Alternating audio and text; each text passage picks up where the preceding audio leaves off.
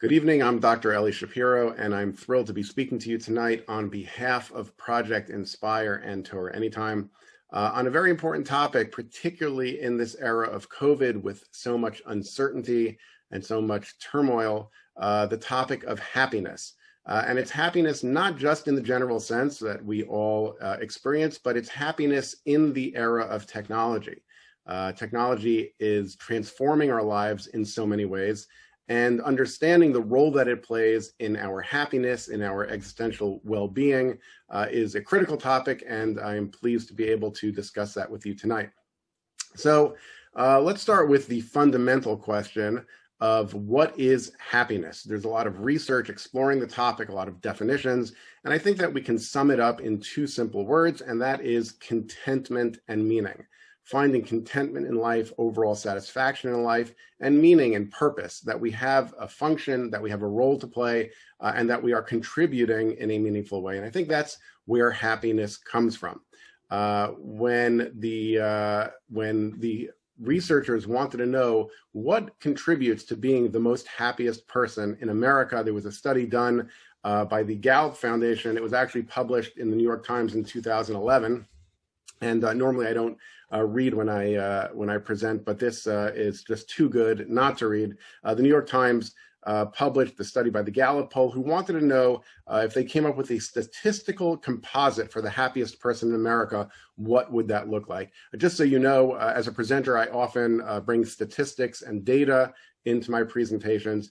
Many people feel that I have too much data and statistics in my presentations. Actually, about 72% of people feel that there's too much data and statistics, but nonetheless, I think it's important to utilize that information. And so the Gallup poll did this statistical composite of the happiest person in America, and they used variables. For example, men tend to be happier than women, older people tend to be happier than middle-aged people, and so on. And so in putting all these statistical variables together, they found that the happiest person in America must be a tall Asian American observant Jew who is at least 65 and married, has children, lives in Hawaii, runs his own business, and has a household income of more than $120,000 a year. So these are the statistical criteria. Does such a person exist? As it turns out, Alvin Wong of Honolulu, Hawaii, is a 5'10", 69-year-old Chinese-American kosher observing Jew who is married with children and runs his own healthcare management business and earns more than $120,000 a year. So these criteria, these variables contribute to being the happiest person in America.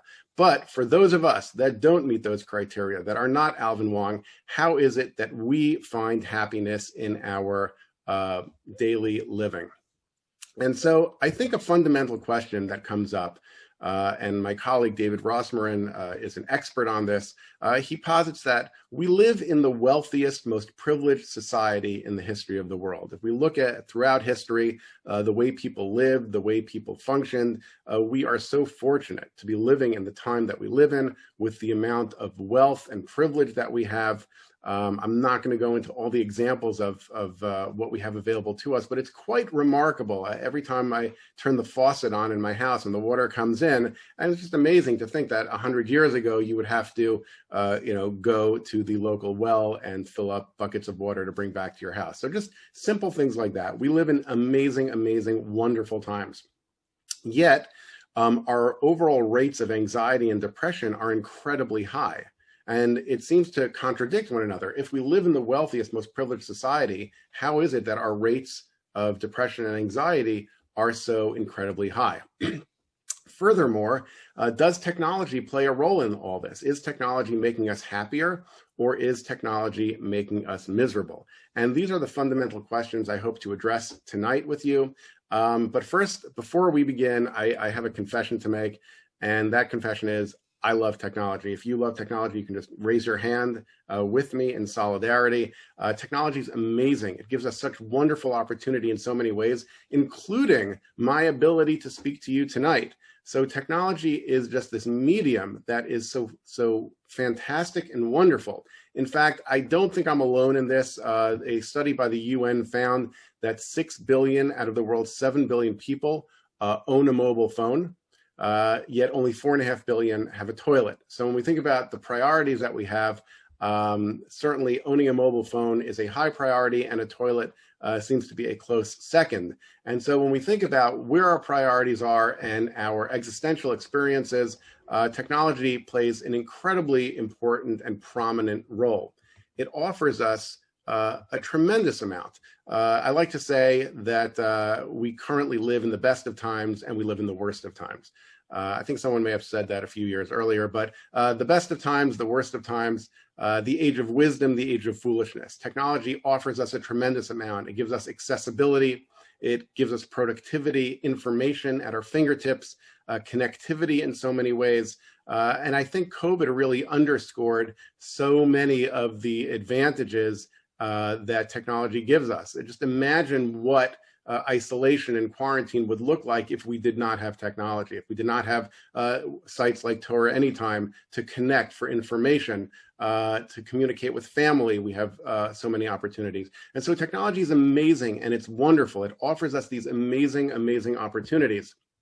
Yet, at the same time, it's not just the best of times, it's not just the age of wisdom, it's also the worst of times, and it's the age of foolishness. Technology impacts us in so many ways negatively, socially, behaviorally, psychologically, day to day. These areas, social, behavioral, psychologically, certainly are impacting our ability to function and maximize our own experiences in the realm of contentment and meaning specifically. So if we define contentment and meaning, to be related to happiness, is technology giving us more contentment and more meaning, or is technology taking away from that?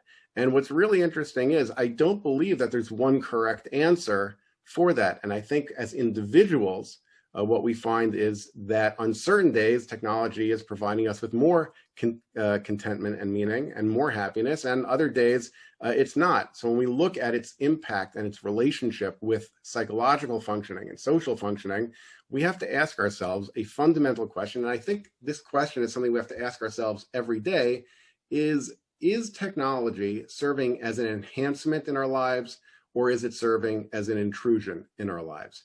And that is a question that may change day to day. Certainly, different personality types and different people are going to have different relationships with technology. Some people are going to have more functional, more healthy relationships with technology. Other people are going to have more dysfunctional, more unhealthy relationships with technology. But all of that impacts our psychological functioning, our social functioning, and ultimately our happiness. And so it's critical for us to think in terms of, on a daily basis, sort of taking our own assessment: was technology enhancing my day today, or did it serve as an intrusion today? When we look at the relationship between technology and our psychological functioning, we see connections between overall general anxiety. We see relationships with depression, isolation, certainly self-regulation. How we regulate our technology use impacts how we feel about ourselves. So for example, if we ever forgot our phone at home, we have that initial reaction that, oh my gosh, I forgot my phone at home. What am I going to do? And we panic, right? It's like, I forgot my phone at home. No one can get in touch with me. What am I going to do? And those of us that are moderately well-adjusted, it goes from that panic, that anxiety, to, oh my gosh, I forgot my cell phone at home. No one can get in touch with me. And then a certain calm comes over us, a certain peace comes over us, that we actually have some time where we're not going to be disturbed, where we're not going to be tethered to everybody else. And so that piece of it, we can really relate to how technology is impacting our overall anxiety. And the self-regulation piece, how often do we say, okay, I'm going to put the phone away and leave it on the side? Or are we going back to it? Do we go back to it and we check, and did I miss a text? Did I miss that idea to be able to self-regulate? How many times do we add Instagram to our phones and get rid of Instagram when it's intruding? And so that idea of being able to self-regulate, if we can't self-regulate, if we can't be in control, it also has a negative impact on our overall well-being and happiness.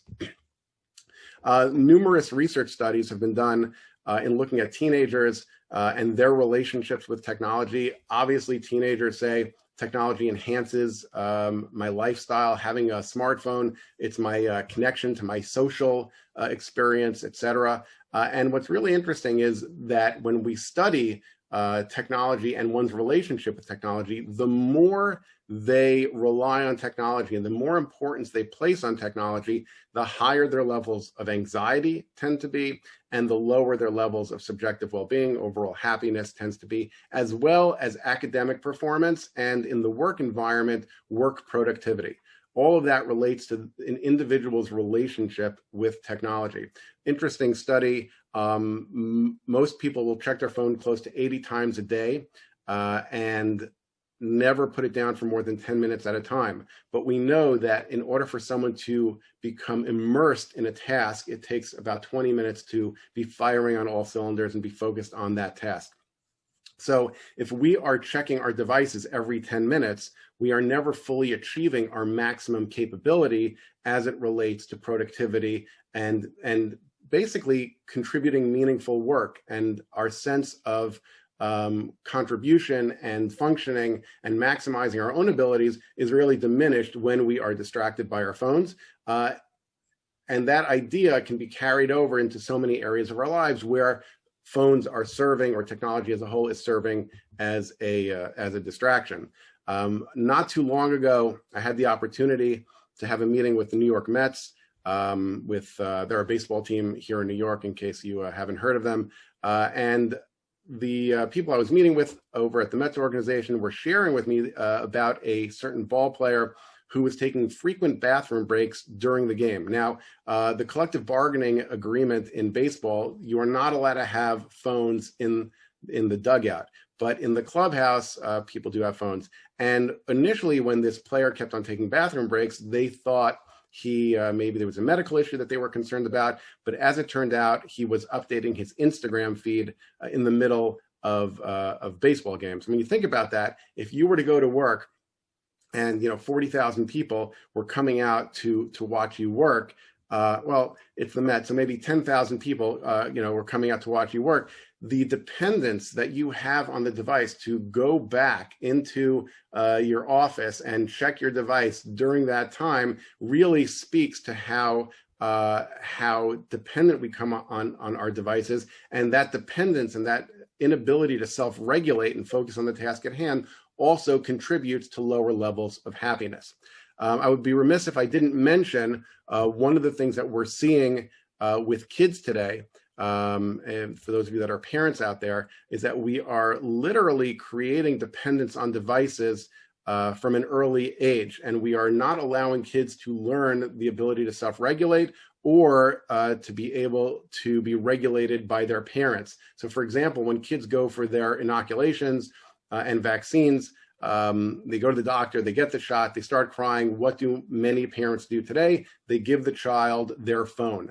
And so what we're teaching children at a very young age is this idea that I can't self-regulate, but the phone can calm me down, the technology can calm me down. And what that does is it creates a really bad precedent in these formative years for kids where the dependence on technology becomes that much greater. And so it's important to think not only in our own behavior, our own experiences with technology, how we relate to it, but in what we're giving over to children as well. Are we teaching them skills of resilience and the ability to manage adversity and challenges, or even physical pain without technology, or are we teaching them that technology is the solution for that? So that's just a side point that I think is important to keep in mind. When we think about technology and its impact on psychological functioning, I like to talk about a study that was done by Peterson and Seligman that was called the positive journaling study. And the positive journaling study took two groups. One was an experimental group, one was a control group. And one group at the end of the day would write down 5 things that they were grateful for at the end of the day, and one group did nothing. And what the study found was that people that would express gratitude and that would write down 5 things that they were grateful for had elevated levels of subjective well-being. They were happier people overall. And not only that, their elevated levels of happiness continued for up to 3 months after they stopped writing down these positive things. The flip side of that study is that when we write down negative things, the group that did nothing, they maintained an average level of subjective well-being. But if we are to write down negative things and focus on negative things and share negative things, we are literally bringing down our levels of subjective well-being and creating levels of unhappiness for ourselves. And we're partaking in that process. And so when it comes to technology, are we more likely to post positive things and share positive things that could elevate our levels of happiness and subjective well-being? Or are we more likely to post negative things and share negative things? So there have been a number of studies on this. One study looked at hashtags on Twitter and compared positive hashtags to negative hashtags. So positive hashtags would have been hashtag success, hashtag I love, hashtag best, while negative hashtags would be fail, hashtag I hate, hashtag worst.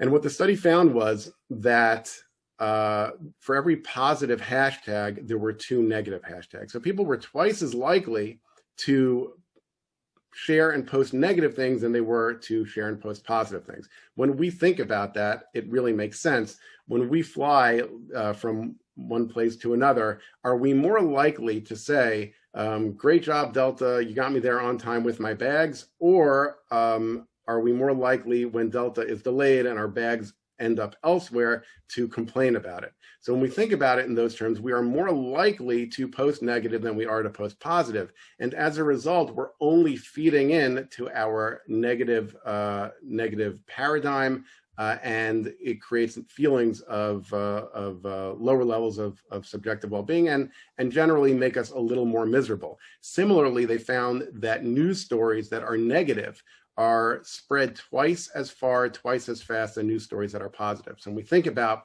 when we see a news story about someone who gave a charitable contribution to an organization, are we more likely to share that, or are we more likely to share the story about someone who embezzled money from a charitable organization? And the answer is we're more likely to share and focus on the negative. And so what that is, the effect that that's having on us is that it's creating a negative schema for us. We're looking at things more negatively as a result of technology. So it doesn't have to be that technology is causing this.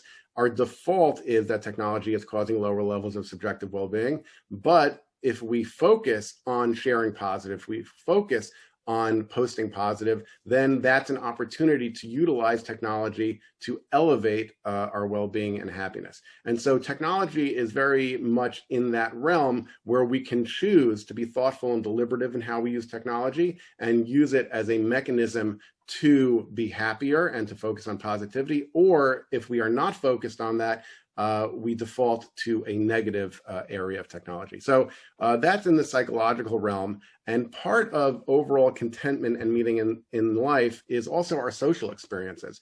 So how are our social experiences being impacted by technology? As we said, best of times, worst of times, there are so many positive opportunities. I think that when we experienced isolation and we weren't able to visit family members, the ability to connect with them and communicate with them in a digital way, whether it's through video chat, etc., is amazing. It's a wonderful opportunity. But there is also a negative social impact as well when it comes to technology. And our social experience and the quality of our social experiences very much contribute to contentment and meaning and overall happiness in life. So what we're finding is that, again, if we're not being thoughtful and deliberative with technology, we are finding that we have digital distraction, we're distracted by our devices, we have dependence on them within social settings, online aggression, otherwise calm, well-meaning, well-intentioned people somehow lose their minds when contributing to a political discussion online. And so online aggression, miscommunication, we've all been there where we sent digital communication where the person completely misunderstood what we were talking about, and that, or vice versa, where we received something and completely misunderstood because it's missing a lot of the paraverbal piece of communication, and that also elevates the negative well-being when we are not communicating effectively. And so when we think in terms of this, I often refer to our relationship with technology as a regression to parallel play. In preschoolers, you see kids playing next to each other, but not with each other often. And as adults, we often find ourselves sitting with our phones around other people and not connecting with them as well. So it's a regression to parallel play.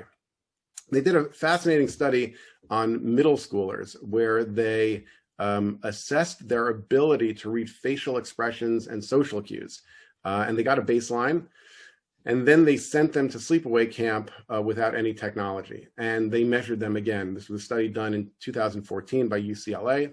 And what they found was that after only 5 days of being without technology, their ability to read facial expressions and social cues and form meaningful connections with their peers vastly improved. And so it's fascinating because what this tells us is really so important.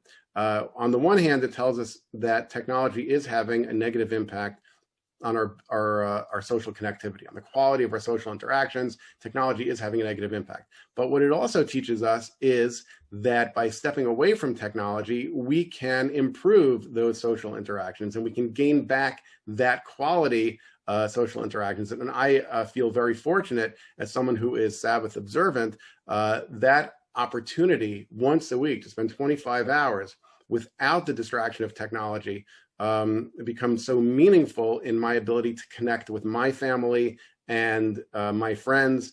And that idea of adding meaning and contentment to our lives by separating from technology is really, it's so important.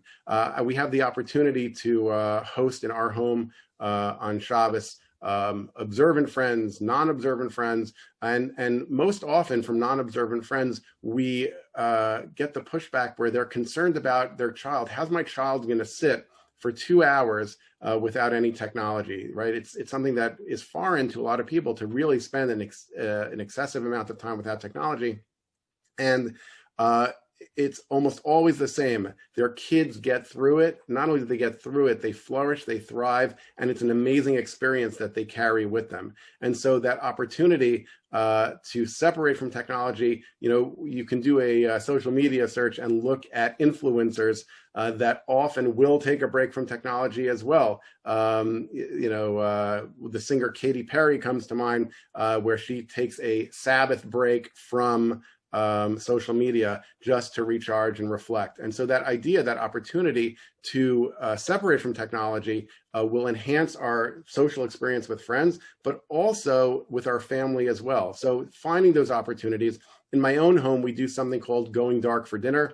Whenever we have family dinner a couple times a week, there's no technology at the table. And even in that environment, it so enhances our experience. And to be able to find out what our spouse, how their day's been, how our children, how their day's been, and the quality of that social interaction is that much greater. Research finds that adults are making eye contact about 30 to 60% of time during an average conversation, with a lot of time being taken up by checking cell phones or general distraction. And ideally, in order for people to create a meaningful connection, you need to be making eye contact about 60 to 70% of the time. More than that, a little creepy. Someone staring at you 100% of the time, yeah, that's a little creepy. But in order to do that as adults, another example, in not just going dark for dinner, I have friends that we go out to dinner with fairly frequently. And what we do is, it's a group of us, we stack our phones in the middle of the table, and whoever grabs their phone first has to pay for dinner. And so it's a challenge amongst yourselves, amongst your friends, and the quality of the connection is really good. What I would recommend, though, you should do what I do. We always invite one guy that's completely addicted to his smartphone, and so he's been paying for dinner for years, and he hasn't picked up on it. So it's a win-win for everybody. So that idea of artificially creating opportunities for ourselves by putting the devices away, whether it's with friends, with families, with coworkers, finding that opportunity to connect in a meaningful way is so important and so critical to contentment and meaning, and ultimately finding happiness. So the social piece, is really important in this realm, finding quality social interactions, finding the opportunities for it. And again, that's not just with friends, it's with family. And the psychological piece, our relationship with the technology, the anxiety or the depression that it could be causing based on what we are saying, how we are sharing, what we are looking at, all contributes to our overall functioning. I had not too long ago an experience that I thought was interesting in the realm of technology. A colleague of mine took a new position. It popped up on my LinkedIn page, and I actually knew about the position. I had spoken to the individual when they were taking the position, but of course it popped up on LinkedIn, and LinkedIn said, you know, wish so-and-so congratulations on their new position. So I clicked the button. That said, congrats on the new role. They responded with a thanks, which means they had, you know, 3 options in front of them to select how they wanted to respond. And then I had on my end the opportunity, I could click a "you're welcome," a thumbs up, or "how are you" were my options. And I really thought to myself, this is pretty crazy. This technology is defining how I connect and how I communicate with other people. That can't be good for my overall functioning. And in so many ways, the idea of connecting with people, it can't be defined by what the technology is suggesting to us. It has to be something that's thoughtful, and that's really where the human connection piece comes from, and that's where happiness comes from. And so if something is important, for example, when someone passes away, just making a comment online, you know, rest in peace, or Baruch Dayan Emes, is not necessarily sufficient to enhance the relationship and the connectivity with the other person. And so there's so much more that can be done through a phone call, or even if it is an appropriate texting situation, to do more than just the standard or the click here to respond. I remember there was an episode of Seinfeld a number of years ago, at some point, I think in the late 90s, where the question came up, is it appropriate to make a condolence call on a cell phone, or did it have to be from a landline? And I think that that question rings true today as well. What is the appropriate behavior when it comes to technology based on the situation? And then the question is, what can it do to enhance my relationship with that person, my connectivity with that person, and as a result, my overall happiness? And so when we think about technology and we think about how technology is part of our lives, and whether it's impacting our happiness one way or another, it really boils down to a fundamental question of what is our relationship with technology. And as mentioned before, many of us have a functional, healthy relationship with technology. Many of us have an unhealthy, dysfunctional relationship with technology. And many of us have days where we are doing well with our technology, and many of us have days where we're not doing well with our technology. And I think a fundamental question that we need to ask ourselves on a daily basis is, did technology today serve as an enhancement in my life or an intrusion in my life? Whether it's an enhancement or an intrusion. And that's going to change on a day-to-day basis. And it's also going to be different for each one of us, because our relationship, our personalities, our dependencies are going to influence as well, whether it's serving as an enhancement or an intrusion. But it's something that we need to ask ourselves on a regular basis to determine whether the technology is contributing to our happiness, or whether it is a impediment to our happiness. So in understanding the relationship that technology has, both socially, psychologically, our day-to-day functioning, I think there are 6 suggestions that I'd like to give you, I'd like to give over in finding success with technology. And the first suggestion is, you have to understand your relationship with technology. Each person's going to be different. Each person's relationship is going to be different. I think we all have a sense of whether technology is good for us or bad for us. But as I said before, it can change on a daily basis, and really shifting our behaviors based on our relationships with technology. I was working with a business not too long ago on exploring how technology was impacting workforce well-being and productivity. And what's really interesting is you find different values placed on technology engagement in many different ways, but certainly generationally. Baby boomers versus Generation X versus millennials all have different attitudes as it relates to technology. And each one is going to approach it differently. So I was doing a professional development workshop at a business on this topic, and someone came over to me after the workshop and said, look, I'm really concerned about my relationship with technology. I don't think it's healthy and functional. So I asked him, what's the first thing you do in the morning? And of course, it is to check his phone. And so I made the following suggestion, that before he checks his phone in the morning, just go to the bathroom first, then check your phone. Really what you're doing there is you're delaying checking the phone by maybe a minute, but what you're really doing is you are promoting your own ability to self-regulate with technology. And that is the dynamic, that is the differential that you experience between the technology controlling you and relating to unhappiness, or you controlling the technology, whether it's serving as an intrusion or whether it's serving as an enhancement. And since for most of us, technology often is a compulsion where we check, our devices, whether we get a notification or not. The other suggestion that I made for him was to put a little rubber band around his phone so that when he reaches into his pocket to check if he got any messages, then he feels the rubber band and he can make a decision whether he is going to check it or not. Being thoughtful and deliberative in your behaviors with technology is critical in impacting your relationship to be one that's more productive. So understanding your relationship with technology is the first suggestion. The second suggestion is having tech-free time, going dark for dinner. It's so important that we build into our schedule opportunities to be free from technology, even if it's 20 minutes going dark for dinner, or even if it's postponing going on your phone for a minute before going to the bathroom, going to the bathroom first and then checking your phone. This idea of self-regulating, being in control, having time without technology is critical in our ability to find happiness. Excuse me. Suggestion number 3 is having personal and family rules.